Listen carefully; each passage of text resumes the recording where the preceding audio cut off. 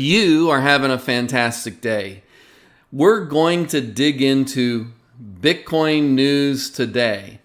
And I want to give you some ideas that will help you decide if you should buy Bitcoin now or wait. And these ideas could be crucial for you. I believe it's crucial information to help you make a good decision. So anyway, that's my opinion. What we're going to do in this video, now we could cover a lot of different topics when it comes to, hey, is this a good time to buy Bitcoin or should I hold off on buying Bitcoin? There's a lot of different information that we could get into. This video is going to focus specifically on following the institutional money.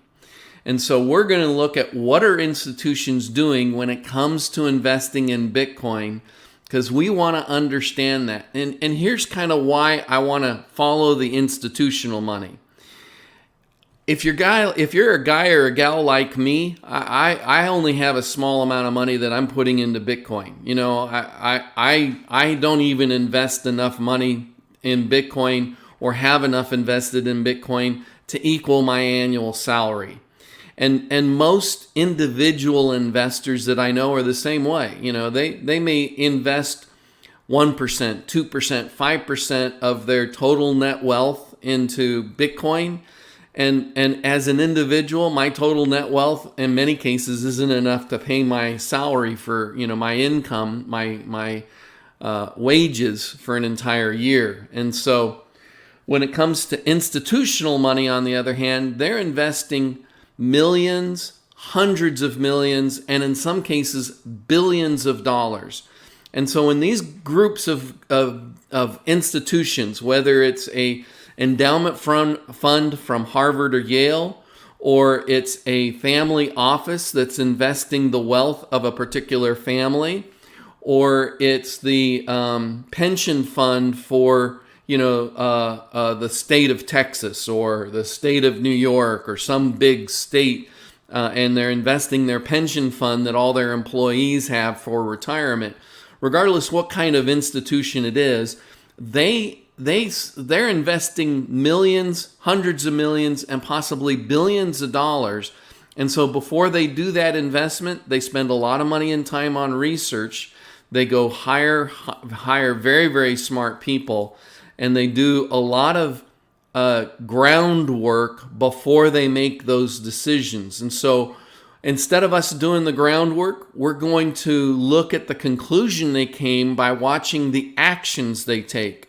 You know, when an institution does something, they don't just do it willy-nilly, but they do it because it's been something that they've been talking about, something that they've researched, that's something that they hired people that were knowledgeable about that particular topic, and they did a lot of work before they invested that $1 million or that $10 million or that $100 million into Bitcoin or into some other asset.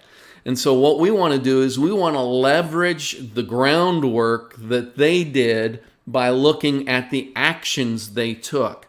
And if we can understand what actions they're taking, then we can understand the conclusion that they came to after they did all of their research. Now, we may not have access to the information that they used to make their decision, but we can see what that information led them to conclude by their actions. So that's why we're going to look at institutional money. Now, in today's video, we're going to look at Yale, Harvard, and other endowment fund investing into Bitcoin. We're going to look at New York Power Plant and how it's selling Bitcoin mining to institutions. We're going to look at a $168 billion hedge fund and its investments into Bitcoin. We're going to talk about Coinbase's institutional investing. We're going to look at Grayscale's billion-dollar year of institutional investing. And we're going to talk about Bakkt, how it's launching its institutional custody service, and Bakkt in particular services institutions. I'm going to give you a little bit of history about Bakkt. And then after all of that, we'll conclude the video, but I will give you some tips if you decide that you want to buy Bitcoin on where you can go to purchase it. They're actually pretty simple tips, so it'll take us a few seconds to cover that part. But before we get into it all, whoops, actually I want to go one other couple of slides here. So we're going to talk about, should I buy Bitcoin now or wait? This is ideas to help you take profits and avoid losses. Can we get this video to 99 likes? Please help us out. It really does make a difference in the Google algorithms as to how they will rank this video. If you like the video and if you comment on it, if you engage with the video as well as watch it all the way to the end. You know, one of the reasons why I tell you what we're going to cover, I want to give you a reason to watch the video all the way to the end. And all of those things, Google and YouTube take that into account in terms of how they rank videos. And so it really does make a big difference. Now, this is my disclaimer. I'm not a financial advisor, and what we're going to talk about is not financial advice. This is my opinion. This is the information that I share with my mom when I want to tell her and encourage her to invest in Bitcoin because I want her to make good decisions about it. All right, so let's take a fast look at the cryptocurrency market. Right now, at this moment, Bitcoin is trading at $7,132. It's up 2.5% since yesterday. Right now, today is 6:55 a.m. Central Standard Time on April 23rd, 2020. And as you can see, for the most part, the entire cryptocurrency market is in the green, with a lot of them up 4% in 24 hours. 2% in 24 hours, 2%, 4% looks like. Kind of here's 6% for Tezos. So it looks like for the most part, 6% is on the high side for the larger cryptocurrencies. Now, as you can see, here's a whole ton of small ones because there's over 2,000 cryptocurrencies out there. Now, the vast majority of endowment funds are testing crypto investments. When we're talking about endowment funds, Yale has a $30 billion endowment fund that they invest in different things, and they've been investing in cryptocurrency since 2018. And so Yale, Harvard, MIT, Stanford, all of these different big colleges have very, very large endowment funds, and they invest that endowment money into all kinds of different things. Yale and Harvard in particular have a history of being on the cutting edge of investments and also for growing their investments dramatically because it was in the mid-90s, I don't remember the exact date, that the Yale Endowment Fund was somewhere around 800 million. I don't remember the exact numbers. I'd have to go look them up. I'm trying to go off of memory. But anyway, they've grown it to somewhere around $35 billion. And so they've had a very dramatic, much bigger than this S&P 500 growth by investing, in some cases, in risky assets like cryptocurrency. But in this particular study, endowment funds have been allocating crypto-related investments throughout 2018 and plan to continue their activity the next year despite lingering concerns over regulation, volatility, and liquidity. Now, as you can tell, we're looking at an older article. This came out April 2019. It's kind of funny thinking 1 year ago is an older article, but you know, when it comes to cryptocurrency and the vast wealth of news, that kind of is. I tried to see if I could find an update to this information, and I haven't been able to, but I thought it was valuable enough, I still want to share it with you. So according to a survey of 150 endowment funds conducted Q4 2018 by Global Custodian, etc., 94% said that they had already invested in crypto-related initiatives in the past 12 months. Over 54% said through direct investment in individual crypto assets, while 46% gained their exposure through funds of one kind or another. And so here is the actual study. Let me jump up here. The institutional crypto backers, how endowments are allocating to cryptocurrency investments. I'm not going to go over this in detail, but I am going to leave a link to this article and all of the articles I cover today in the description on the YouTube channel. So if you see anything that you want to read the entire article, you'll be able to just go to the YouTube description, click that link, and read the article in its entirety. Some key findings was 94% of endowments have taken part in crypto-related investment initiatives in the past 12 months. 94 believe the endowment's sector's allocation to crypto-related investments will increase or stay the same in 2019. 54% of these investments were direct, while 46% were through a fund. Now, I think this is really interesting that 54%, and keep in mind, we're talking about endowment funds that are through colleges and endowment funds through other organizations. And these are not just your run-of-the-mill college. This is your Yale, your Harvard, your Stanford, your MIT, etc. And that 54% of them are I don't know if they're self-custodying, but they have directly bought Bitcoin. They have directly bought other assets, similar other cryptocurrency assets, but they bought the actual cryptocurrency themselves, which I think is quite interesting.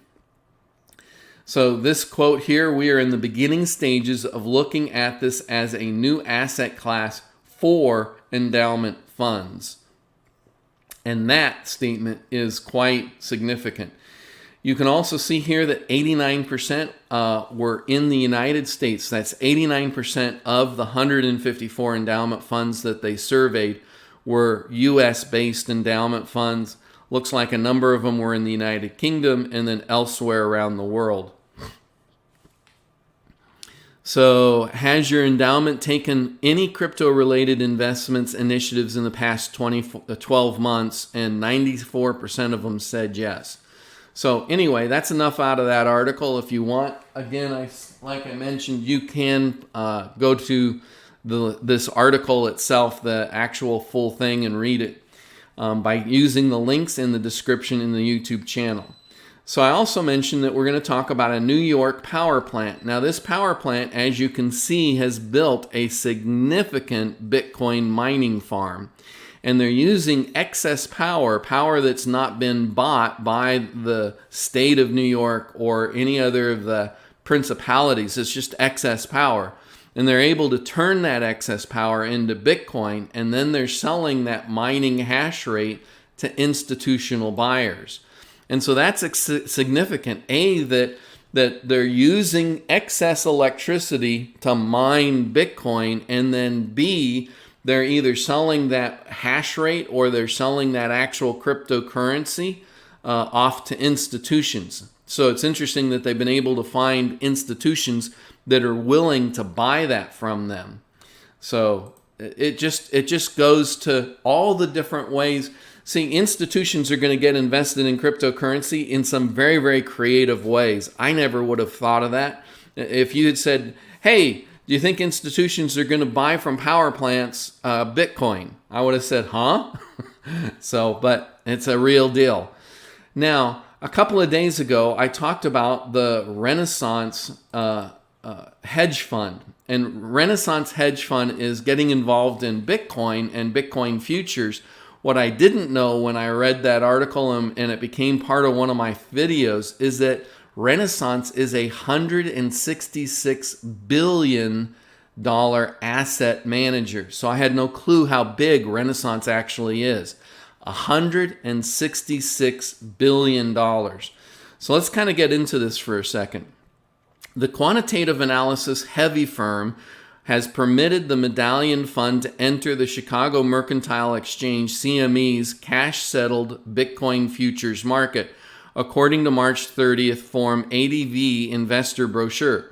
Renaissance, which had nearly $166 billion in regulatory assets under management at the end of 2019, according to that filing, has effectively signaled Bitcoin could be or already is a factor in its flagship Medallion Fund, whose 66% average pre-annual return since 1988 is unmatched on Wall Street.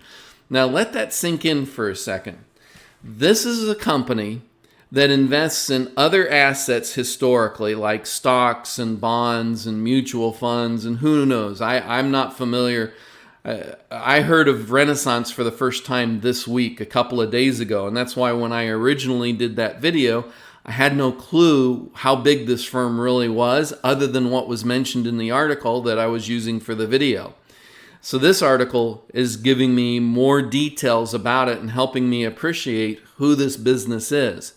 And part of who this business is they have been able to make a 66% annual return on the way that they're investing in things. And the majority of their investments, based on what I know at the moment, has been through mind-bending math in stocks. All right, so they've been able. I mean, the Standard & Poor's, the S&P 500, never hit 66% in a single year, but these guys are making 66% in a single year, and that's before they take their fee and then turn profits over to their customers, because their customers don't get the 66%. They take a hefty fee and then give the balance back to the customer. And so I thought that was quite interesting. That is a huge profit from investing in stocks. And they're doing it through quantitative analysis. In other words, they wrote a computer program that analyzes the data, makes decisions about what stocks to buy and sell, and then it automatically will buy and sell those stocks. So whether Medallion is participating in that market is unknown. The disclosure did not state if Medallion had begun buying Bitcoin future contracts or planned to do it in the future, and Renaissance, notoriously tight-lipped about its best performing fund, did not respond to requests for comment. And so a little bit more research into Renaissance I think would be good. I'd love to find out more about them, and so I may have more information about Renaissance in a later video if I find anything that I think, hey, this would be great to put into one of my videos. Next up, Coinbase institutional folks buying $200 to $400 million worth of crypto every week. And so whether institutions were going to adopt crypto or not was an open question about 12 months ago, and that would have been around 2018. August of 2018, people were uncertain if institutions were going to touch Bitcoin and other cryptocurrencies. But Brian Armstrong said, I think it's safe to say now we know the answer. We are seeing $200 to $400 million a week in new crypto deposits come in from institutional customers. Now, that was Brian Armstrong, who is the owner of Coinbase, one of the larger exchanges, and Coinbase has gone on to say, I think it'll be in something else, so I'll save that thunder for the next stop. But anyway, Brian Armstrong, owner of Coinbase, they're getting a lot of institutional money. Here's another article about Coinbase, the next phase of our institutional strategy, and this article is recent. It came out a few days ago on April 20th. So over the past 12 months, Coinbase has been laser focused on building out the types of features and services that our institutional customers need. Interesting. Since the launch of our institutional suite in May 2018, the maturation of the crypto as an asset class has progressed at a rapid pace. Today, Coinbase plays a lead role in a thriving ecosystem of institutional crypto offerings. Now, Brett, forgive me I don't think I'm going to pronounce your name right. I'm going to try my best. Tapal. Brett Tapal is a executive with Coinbase, and he came from, it said it here in the article. Anyway, he came from the banking industry, from both UK and Asia. Let me actually make sure I'm quoting this correctly. In his new role at Coinbase, Brett and his team in New York, San Francisco, the UK, and Asia. Okay, so that's just where his team is located. Will be focused on the continued institutionalization of crypto. All right, so this is the stuff that I wanted to share with you. Our exchange, Coinbase Pro, has rolled out margin trading to institutional investors in 45 states across the U.S., along with a portfolio of features that allows traders to segregate trading strategies and operate multiple managed client accounts and a powerful yet intuitive mobile trading platform for iOS and Android devices. Our institutional-grade custodian, Coinbase Custody, recently topped more than $8 billion in crypto assets stored. So I want you to think about that for a second. A year ago, they were talking about receiving $200 to $400 million a week in institutional investing. And that institutional investing on a weekly basis of $200 to $400 million has grown to a sizable balance of $8 billion in Bitcoin, in Ethereum, and in other cryptocurrencies. $8 billion is under Coinbase's custody. And so $8 billion in crypto assets stored, and it's only crypto custodian to attain both a SOC 1 and SOC 2 compliance reports. This builds on a strong year of Coinbase custody where in other firsts, we brought unique crypto native features like Tezos staking and compound governance to our clients around the world. So some of my audience is not going to be very familiar with Tezos staking, but Tezos is a specific cryptocurrency coin. And when you stake it, basically you're locking your cryptocurrency up in a smart contract, but then you get interest on a daily or monthly basis, daily, weekly, or monthly, depending on how that staking is actually set up. And different coins have different staking agreements. And even when you look at Tezos, let's talk about Tezos for an example. I didn't want to navigate to that. I'm going to try and go back to where we were. Oh, did you open up a new? Yeah, you opened a new window. So Tezos may have one set, like we're going to pay you once a month and you have to have it locked up for 6 weeks and da-da-da. They may have their own list of criteria for you to be able to stake the Tezos cryptocurrency. But when you do it on Coinbase, Coinbase can add or alter that particular list. Coinbase may decide it's okay if you take it out early, or they may decide, no, we need you to lock it up for a longer period of time. And so if you're going to do staking and you're going to do it on an exchange such as Coinbase or one of the others, you want to find out the details of how that staking works, how much money you're going to make, and what are the restrictions, like how long do you have to keep it in there? Is there specific time periods, et cetera, because all of those details will change even if you're familiar with how it works with Tezos. If you're doing it on an exchange or through another entity, they may have their own set of requirements that they've set up that would be different than the actual requirements if you did Tezos yourself directly.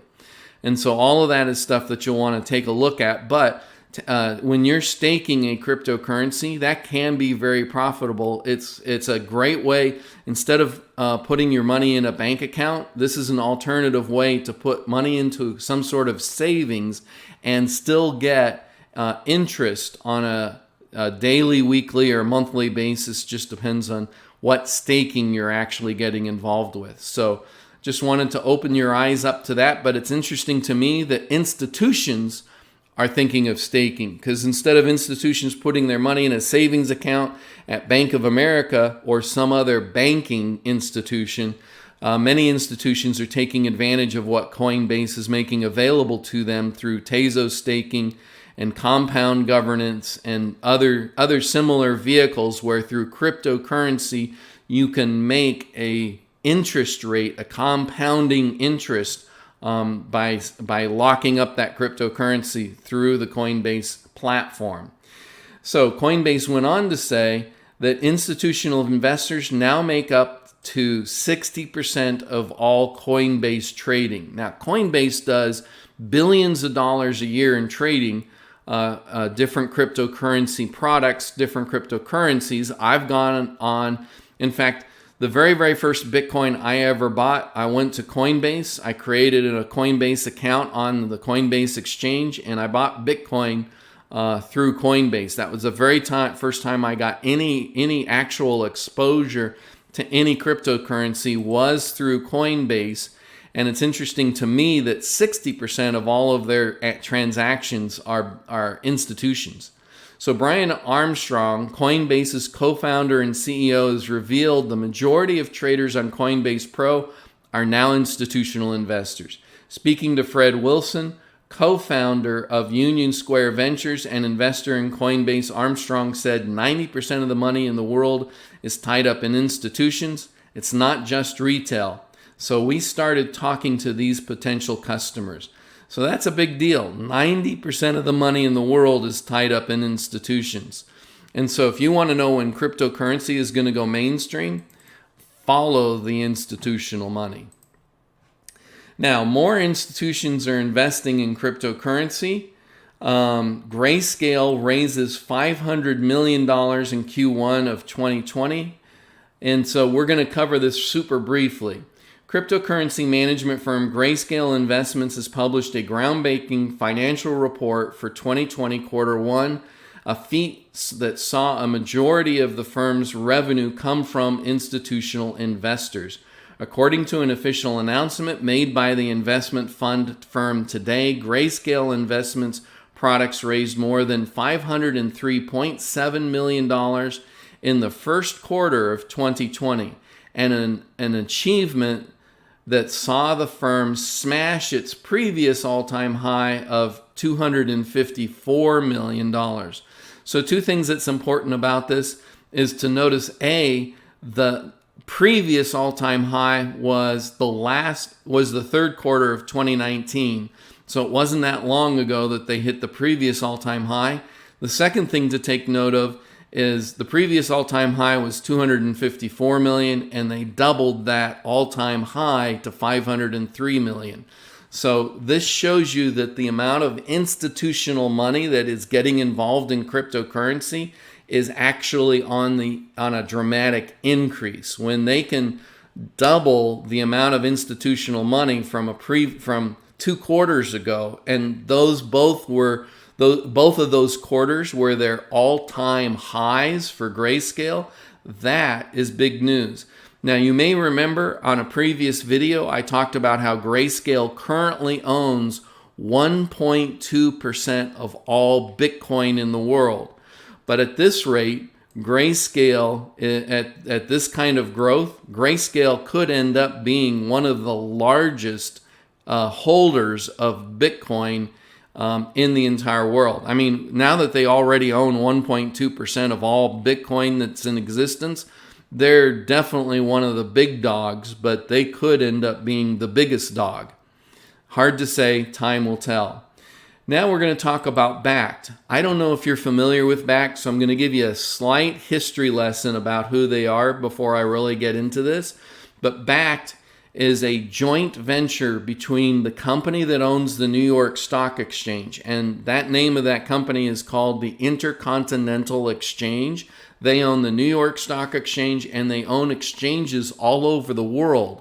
They own 12 different exchanges similar to the New York Stock Exchange. When you hear on the radio that they say that the price of oil is, $50 a barrel, or it's $20 a barrel, or whatever the current price of oil is, in most cases, that information comes from one of the intercontinental exchanges, one of the exchanges that they own. So they're a $9 billion a year corporation, and they teamed up with Starbucks and Microsoft in order to build a cryptocurrency exchange. And so they spent 4 years and almost $500 million in order to build the Bakkt company, which has a custody service and cryptocurrency exchanges. So the custody service is specifically built for institutions. So if you're Yale, for example, and you've decided out of your $35 billion, you're going to take several $100 million, and you want to put it into cryptocurrency, you might choose the Bakkt custody service, because you need to make sure that money that cryptocurrency cannot be stolen. And so most institutions, most family offices, most pension funds are required to put to have that asset under a third party's custody so that it's less likely that an internal employee could actually steal that asset.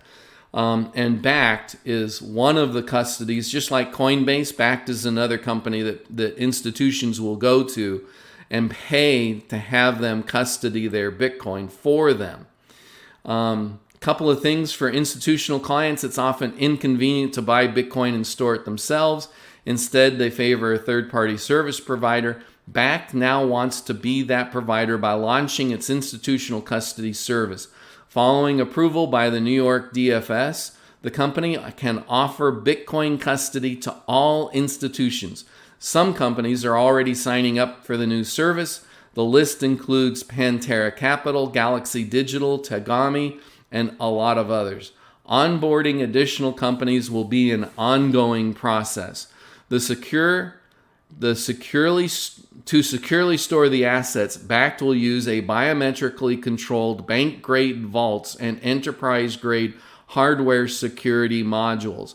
There are also primary and secondary facilities distributed around the world. Transactions will need to be signaled by multiple entities across different geographical locations. And so they really have gone to the nth degree in order to make sure that they can protect these large amounts of Bitcoin and other cryptocurrencies in their vaults and under their custody service. Another thing that I wanted to share with you about the Bakkt in particular is Bakkt is on the verge of launching their own application, and the Bakkt app will be a phone app, and it does a lot more than just cryptocurrency. You can manage all of your digital assets in one place. With the Bakkt app, you get the full picture, aggregate your digital assets, which includes loyalty and reward points, in-game assets, cryptocurrency, and cash, and watch your portfolio value climb. So they can convert rewards, miles, and points instantly into cash. Turning digital assets to cash has never been easier. Get instant liquidity from your points, your airline miles, and even gaming assets. So if you're a gamer and you have gaming assets, some of those assets can be put out onto your the Bakkt application when it's available, and then you would be able to buy a cup of coffee at Starbucks or wherever. You'll be able to buy and sell crypto easily and securely without trading fees on this app, and you can pay your friends or at the store. And so, like I mentioned, Bakkt is a joint venture between three companies: the company that owns the New York Stock Exchange, Starbucks, and Microsoft. Now, Microsoft has a host of other companies that they are hosting their online stores. And so between the online stores under Microsoft, the physical stores that are at Starbucks, and the Intercontinental Exchange's software and technology development that they've used for building the New York Stock Exchange and making it digital, along with a whole host of other exchanges around the world and getting them to be digital also. That's kind of what the specialty of the Intercontinental Exchange has been. They buy up these exchanges and they've been instrumental in making them digital and online. And so the end result is this will be quite the interesting app. There was some screenshots of the app. Let's click on the learn more about rewards and see. Here we go. Okay, so you can see kind of a screenshot of what it'll look like on your phone. You can see in here that they're talking about coffee company rewards, airline miles, fuel points, beauty rewards, and more. And it talks about how much money you had under the rewards, how much money you have under in-game points, how much cash you had, how much crypto you had, and then the total value of your portfolio.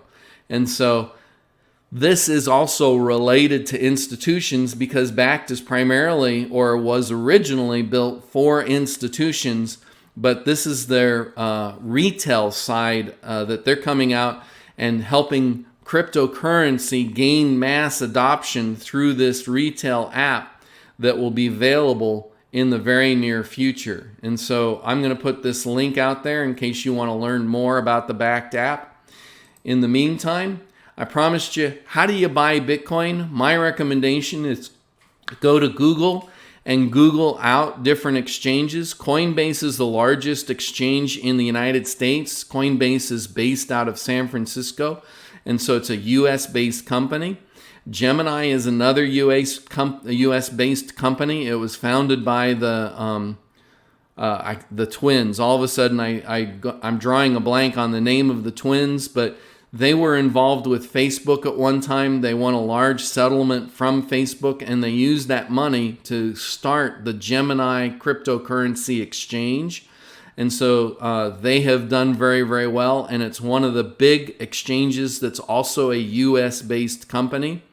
Now, Binance was originally a China-based company, and then they've moved their home offices a number of times, and I don't know where. They kind of say that they're a virtual company, and so it's not clear where their current office is. I've traded cryptocurrency on all three of these exchanges. I stopped trading on the Binance exchange when they decided that their main exchange could no longer service U.S. customers. But if you're not in the U.S., the Binance's main exchange is something that's still available for people outside of the United States. And so if you're not able to access Coinbase or Gemini, Binance's main exchange may be an option to you. Also, Binance has created a US-based exchange, and that might be an option to you. I would recommend checking out at least these three and maybe a few others. There's lots of other exchanges. And all you do when you go to Coinbase to set up an account, it's like setting up an online banking account. If you were to set up a bank account online, you would take a photo of your driver's license and a few other things in order to set up the account. And setting up a Coinbase account is a similar exercise, but it allows you to transfer money either from a credit card or directly out of your bank account, whether it's a savings or checking account. You get to decide, and then you can transfer money directly out of that account into Coinbase and buy Bitcoin directly or buy other cryptocurrencies. And with all three of these, you could leave that cryptocurrency on the exchange. I always recommend that you use a hardware wallet. But hey, if you've only got a few dollars invested on the exchange, it may not be worth making a $50 purchase to get a hardware wallet in order to custody your cryptocurrency. So that'll be up to your decision. You'll need to decide, hey, do I have enough cryptocurrency? I want to protect it with a hardware wallet, or no, my account's so small that's not worth spending $50 to buy a hardware wallet. I'll just leave it on the exchange. And so just one of those decisions that you need to make. But it's really easy to do it. Do me a favor, and you know, when you go to Facebook or Twitter or many of these other different online social media platforms, you're going to see a bazillion ads of somebody saying, oh, I've made 2 Bitcoins. I started out with only $100 and now I have 2 Bitcoins because Mr. So-and-so helped me do it. And if you give your money, or if you give your crypto to Mr. So-and-so or Mrs. So-and-so or whoever it is, they're going to help you make a whole bunch of money. Don't do those things. Those are scams. Go with somebody that's legitimate, that's regulated by governments, that you can trust, rather than trying to go with some of these. There's just so many scams out there. Don't trust them. Go with one of the big exchanges, or if you find an exchange you feel comfortable with, you can go with them as well. So, and again, this is not financial advice. This is my opinion.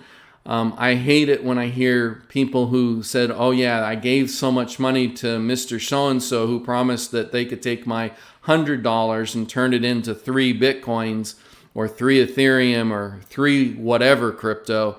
And now I've lost my money because they've just disappeared into the wind. So this is just definitely the more safe way to go. How can I be of service to you? Do you have any questions, thoughts, comments? Do you disagree with anything that I said? I would love to hear your polite disagreements, because you know things I don't know. I know things you don't know. And when we share what we know, we're going to grow smarter together. I want to grow smarter together with you. Please leave your comments below, because I would love to hear from you. In the meantime, like, subscribe, and hodl, and I hope that you have a fantastic day.